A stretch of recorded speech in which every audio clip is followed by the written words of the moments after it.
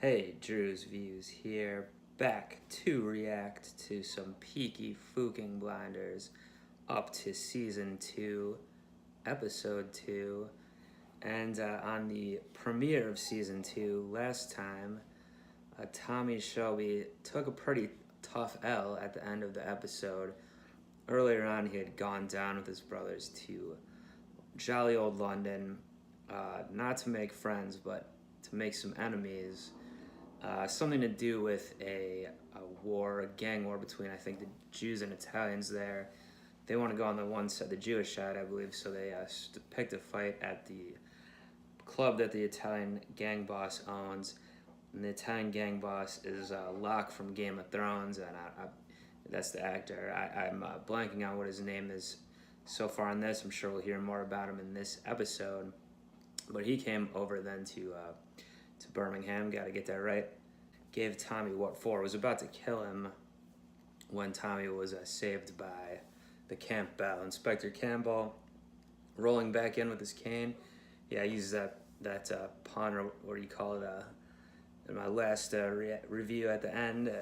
I was so pleased with myself, I'm bringing it back out for this one. But anyway, saved by the camp bell with his cane. Who knows what he has in store for Tommy. Some plan he wants to use him for and then get rid of him. Now, do I think that's actually going to happen? Probably not. I mean, Tommy, Cillian Murphy seems to be the main star of the show here, so I'm sure I'll find a way out of whatever, but it's a close call, and what Campbell wants to use him for, probably something involving the IRA. Tommy also did some type of hit, I believe, for the IRA last time. They kind of coerced him into it. And meanwhile, we have not, other than the wrapping up of the flashback before a time jump last episode, we haven't seen Grice at all. So I wonder if she'll be in this up, but don't know what she's up to. Certainly Campbell's not pleased with her. And what else? Oh, and something when I was editing together my last reaction, something I noticed that I hadn't picked up on through my initial watch was, so at the end of last episode, Ada, the sister, also, you know, the Italian guy's man also took her back. She's living in London now, and she's a widow as well. But anyway, they took her. Things are looking bad for her. Certainly threat of violence, gang rape, etc. But what I didn't pick up on initially was Tommy made some comment at the beginning of the episode when he was talking to her at the funeral, saying like he'll have people watching out for her. So hopefully that means someone is watching out for her, saw that she was getting taken, and is gonna step in and intervene. But I'm ready to find out. Let's get to it. Alright, so indeed he's looking pretty jacked up. Oh, well, not looking good for Ada so far. My theory that someone's gonna step in here. Shit. Noah Taylor, that's the Game of Thrones actor. Tom Hardy, wow, okay. I had heard he's in the show, so apparently this is where he's showing up. Oh, is someone? Oh, yes, nice. Alright, looks like I am right. Oh, jeez. We're not gonna thank me for saving your life.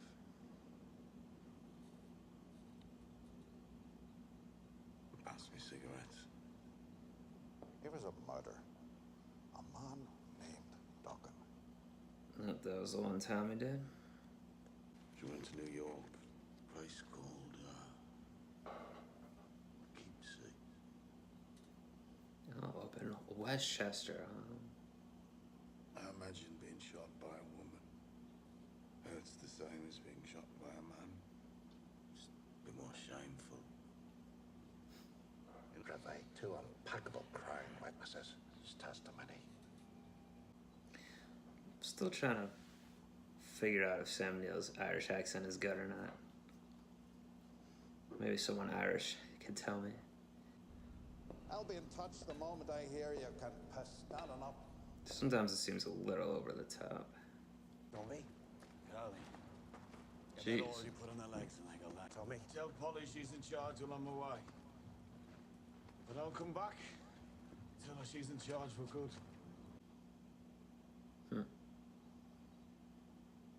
Something like that. I wonder if Campbell knows what he's doing here. Or if he's trying to get away from him too. Because I thought he'd have someone guarding his room or something. Nice healing boat to London montage. His eyes more open now. Heathrow, one more day and we'll be there. The airport, right? Not yet. Fucking hell, lads. I think this is TH. Yep, looks like it. I don't know his time to do all these shows too, or this show too. He's in a ton of movies. He's gotta be working non-stop. You on your own?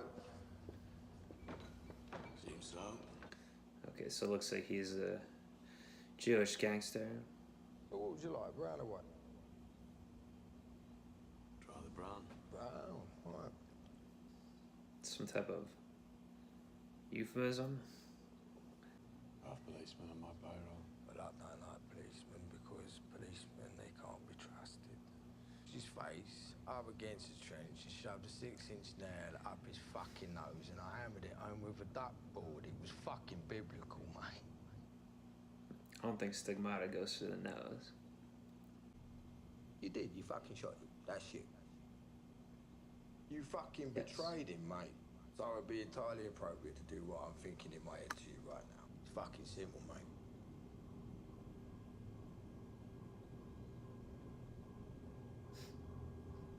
I'm sorry, go on. Tell us your plan. Tom Hardy just has a big beard in this one. He normally has even more stuff covering up his face. Oh, we better protect them balls, Tom. Did you find me? What, are you reading Polly's letters? Just want you all out of my life. Not realistic. She should join Grace in Poughkeepsie. At least go and have a look, eh? Getting bought off the house, huh? Here's Sabini. He doesn't really strike me as too Italian, and neither does Tom Hardy Jewish for that matter, but both good actors. And they're old gypsies. He's a fucking gypsy. Facking. What exactly do you want us to do, Mr. Sabini? Your fucking job. Until you've been fucking goddamn. Mr. Sabini! You fucking bastard! And you're taking both fucking hands over me and over him! And Paul sleeping in. Would shoes be the first thing you put on like that? Probably been hitting the sauce. Didn't want to miss your birthday, Paul. No, nobody ever knows. Tommy knows everything. Wrap your birthday present. A house to move the money around. This is ours. Yours. This is yours. Grow Looks like the roses, youngest Paul. Shelby brothers Have a piano. grown quite a bit in 2 years. Well, we're gonna have a sing-song. Having a big house to herself might make her feel bad about not having her family though, or kids. She told me what it is would make you happy. With your permission. Like to grease a few palms. And take a look at the records. If they really were adopted, they probably don't want to do that. I feel like they've done the same shot like 5 different times. Alright, the new secretary. And this one's not working for any cops that we know of. See? Oh, And the Who decorators could that from be? Garrison weren't paying. Dear Mr. Churchill.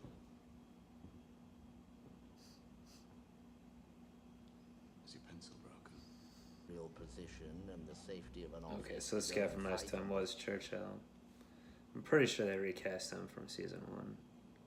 Hands up in this room, those who were at the Somme. Those who were at the Battle of Verdun. We will be asking this man to carry out an assassination on behalf of the Crown. Hans, by comparison, are slight and easily met with a few quiet words over lunch with the appropriate ministers. But I hate him. Temporary. just until the deed is done. So what does Henry know about his real identity, Mrs. Johnson? Oh, this is the adopted son. Your real name is Michael Gray. No. Your real mother wants to see you. Her address is on the back of this card. She just wants to talk. Go away. Finn, call yourself a Shelby. Fucking hit him for fuck's sake. Finn, that's the kid's name. So Arthur having some issues still. I saw the body. Oh, did he killed him? I saw the body. What fucking happened? Your brother killed a boy. There were witnesses. There will be questions. Get your story straight. I said that you know best. Oh, right, the medicine he made him stop taking. Forgot about that part. I don't think I am. Oh, shit. Just fuck off, Arthur. You think I haven't got enough fun? Stop it. Arthur, you think I haven't got enough fun? God.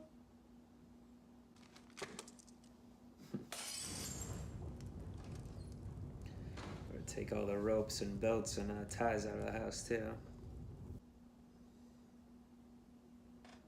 Actually, I already know.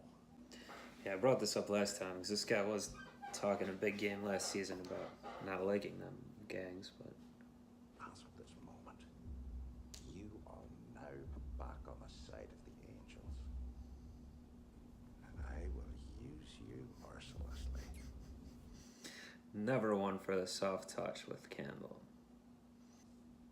What you saw in your dreams What? was right. Daughter really is dead. Travelled all the way back across the world to be with me in my dreams. The woman that he calls mother will never let him come in. You just tell me where he is, Thomas. Should have thought this through, Tommy. To make his own decision. I thought he was 18. Wait! You tell me where he is! If you shoot me, you'll never know. The reopening of your pub. It's tonight. Do they have the same mother? Because he clearly looks like 20 years older than him. I know the father is the same. I'll take you. Doing some lines. For special occasions. Grand openings of rice days only, brother. Oh, isn't that I'm gonna read it? Come on. Wonder if she sends him letters a lot. And he burns them all. Oh boy. Sued. Me?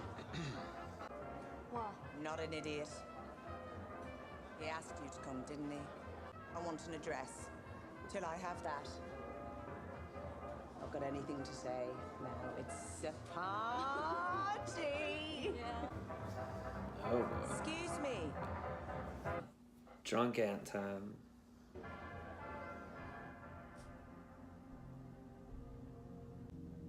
This kid is probably not much older than her actual son. Good old walk of shame. I wonder if the kid's gonna have went to find her. Is there someone standing there? Excuse me.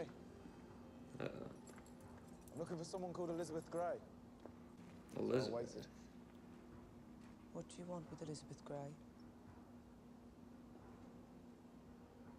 I think she might be my mother.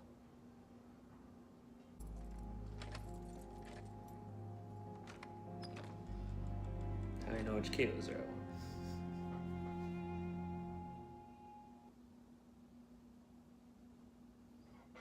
Alright. So, looks like the kid took an interest. So good for Aunt Polly, I guess. I don't know why they're calling her Elizabeth. Did she change her name, or is Paula her middle name or something? I guess Gray. Well, I don't know if that's her maiden name. I don't know if she even was married having those children or not. but I guess that could be just her family name since she's Tommy's mother's sister, evidently. So anyway, I feel like it's not going to be good for this kid joining the Shelby family, because basically, all right, Tommy's the protagonist, obviously, and he's fun to watch. You know, his Cillian Murphy's a great actor, everything like that. But I was thinking about in this episode, really, he is completely terrible influence on everyone, basically. And even though Inspector Campbell is a huge dickhead, he's ultimately kind of right about what Tommy is to some extent. Because, I mean, if you think about what happened this time, even by itself, well, the whole thing with Arthur obviously has PTSD, which they don't comprehend fully at this time period, but he made him go off that other medicine, kind of, and now he's freaked out, killed a kid, basically, it seems like. Which he has his other younger brother gonna lie about that, it seems like. So and that kid's name is what, Finn, I think. I think they said it a couple times before, but this definitely seemed to be the first episode that he was much of a character. I think they must have recast that kid. He looks more than 2 years older than he did. He looked like a little kid last season, but anyway, with Arthur, then he's getting him on this through the little Finn, I guess. He's getting on this coke or whatever it is now, so I'm sure that's not gonna go well either. So Arthur's all messed up. Meanwhile, yeah, this whole thing with the kid, his, I guess, cousin, you know, at least he had the good sense not to tell her about it, even though the kid found her anyway then. But still, I mean, he's still the one looking into it for her. So this kid's life could easily get ruined. And then, of course, the whole thing with Ada, who, you know, so I was right when I said at the beginning, the guys did intervene, and one guy got kicked in the balls for his trouble, but I mean, she did get her face messed up a little bit.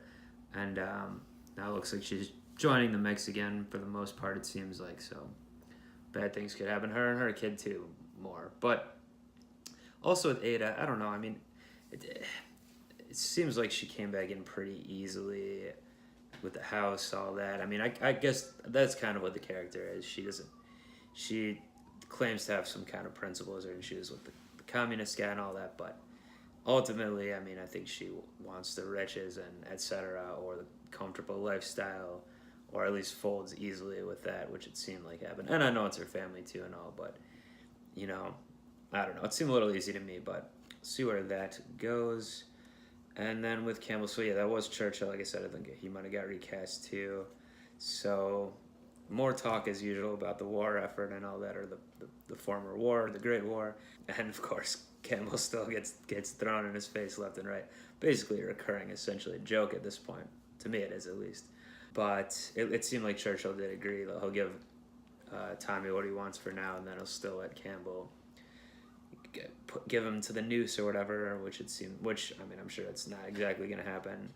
I still like Tommy to get the better of Campbell at a certain point, but we'll see. And I did like the scene between him and the deputy or whatever he is, the cop, because like I'd been saying during this reaction and last episode 1 reaction there, he was talking to Campbell last season about like wanting him, you know, not liking the show, or at least wanting the gang stuff gone. Now seems to be bought out by Tommy, so I was curious about that. Also with regards to Churchill, I have been watching some reading up on World War I a little bit, watching some YouTube videos on it too, and evidently Churchill was a pretty much terrible leader in the Great War, and like made a ton of mistakes and stuff, and got like thousands of people killed. I mean, people died super senselessly in that war to begin with. The whole thing was pretty much senseless, is the gist of everything I watched about it and read about it. But yeah, evidently Churchill was a pretty poor commander, or made some bad decisions, and was responsible for a lot of lives lost. So just kind of ironic there, I guess. Maybe irony is not the right word, but just the whole talk about the war, and of course it permeates throughout the whole show given the time period. Then what else? Oh, the other main thing was, again, the Irish versus Italian London gangsters. So Tom Hardy was introduced as the, I guess, head of the Jewish faction. That was good, very entertaining scene. I'm sure we'll be seeing more of him. He's, you know, a great actor, so I was like, he definitely seems to get lost in his roles. kind of like what I mentioned during the thing, though. He doesn't read complete. I mean, he was dressed up like a beard and everything. It doesn't completely read as like Jewish to me, or you know, at least of, I don't know what sect they're supposed to be or whatever. But and similarly, even more so with Noah. I think Noah Tyler or Taylor is the actor's name. He's the one I mentioned from Game of Thrones and a lot of other stuff. Sabini there. He definitely doesn't read to me as like, even when he was speaking Italian and stuff. To me, I'm not saying his performance was bad or anything, but I wasn't completely buying him talking in Italian. I just didn't. It may partially be I'm thrown off because of their accents a little bit, you know, the British accents. But I guess maybe just so used to seeing portrayals of American Italian gangsters and stuff and how they act and talk, and people I know in real life too, I guess. So not gangsters, but you know, Italian Americans or just Italians. So yeah, I wasn't completely sold on it yet, but we'll see. It seems like both of those characters are going to be somewhat volatile, so we'll see what happens there. And like I did say at my season finale of season 1 reaction and recap, I was looking forward to, or I did want them to expand the world a little bit, especially with the gang families and factions and all of that, which it definitely does seem like they're doing this season. So that's good. I like to see that. That makes it more interesting.